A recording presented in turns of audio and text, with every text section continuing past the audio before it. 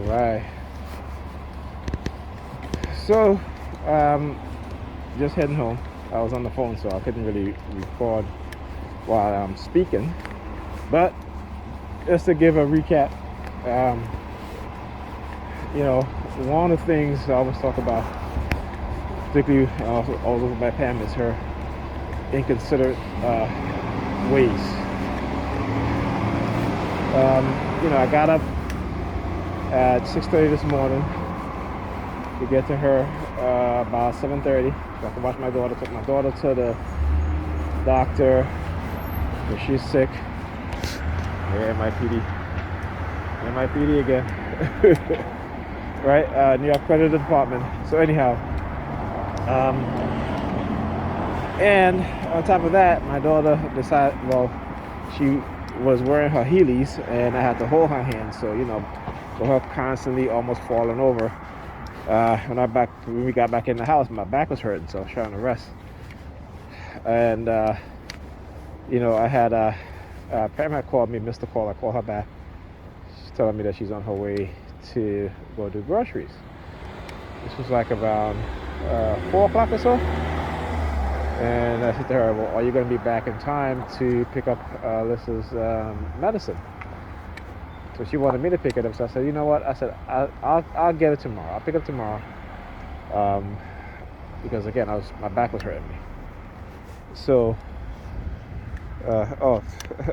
another TI in California said they were using the same color car to target her, and you just saw the kind of red, maroonish kind of color.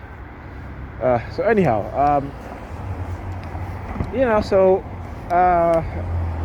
Ethan came home. He was tired. I gave him something to eat, and he took a nap. And so then he went and took a nap. Alyssa took a nap.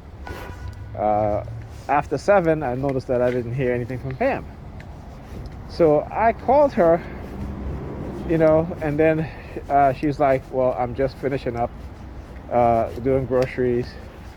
And I said, "Well, I'm getting ready to go." And she's like, "Well, can't you stay till I get home?" Now, again, I just told her earlier that my back was hurting me, okay? On top of that, she didn't have the decency or the courtesy to look at the time and say, "Hey, you know what? Let me call Nigel." As a matter of fact, let me call Nigel before I do grocery shopping.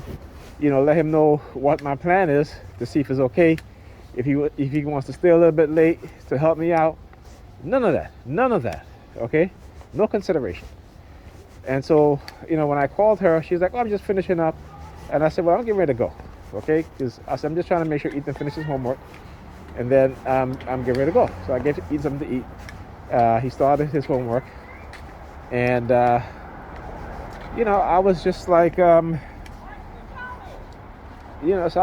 she's like, "Oh, can you stay to help me?" And I'm like, "Listen, I gotta go, okay? Because if I stay to help you, which means I'm not getting home till like after 9 o'clock. On top of that, all right, I ran out of my sleeping medications, which means I'll probably be up all night, which I'm gonna try to go to bed early, though it may take me a long time to fall asleep. And then I gotta get up again early again so I can go to her house at 7:30 again, because my daughter's home tomorrow. She can't go back to school yet until Friday. So again, no consideration for me. The fact that I have to take 2 buses to get home. All of that, no consideration. So I was like, no. Like I said, I would have stayed. But again, the fact that I see that nothing has changed within her. She's still doing the same shit, still taking me for granted. Again, no courtesy, no respect. And I was like, okay, well, hey. Like I said, I'm not putting up with that anymore. I've stopped putting up with that nonsense, and I'm not doing it. Particularly when, again, you got somebody who's just going to continue to disrespect you, who's not courteous to you, right? Even though you're still doing, a lot of things some of the things that I shouldn't even do. With my kids, that's not a problem. But there's other things that I do for her that I shouldn't be doing. You know? But I still. Why? Because I understand her mindset, the way she's conditioned, her issues. But when somebody don't want to understand your issues also, or what you're going through, but only want you to see what they're going through and speak about their issues, you know, it's not a one-way thing, okay? It's not a one-way thing.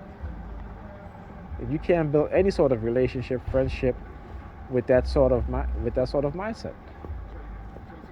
All right? And so, you know, like I said, I could have stayed, but no, not when you don't give me the respect, the courtesy, and then you just expect me to stay because you feel that these racist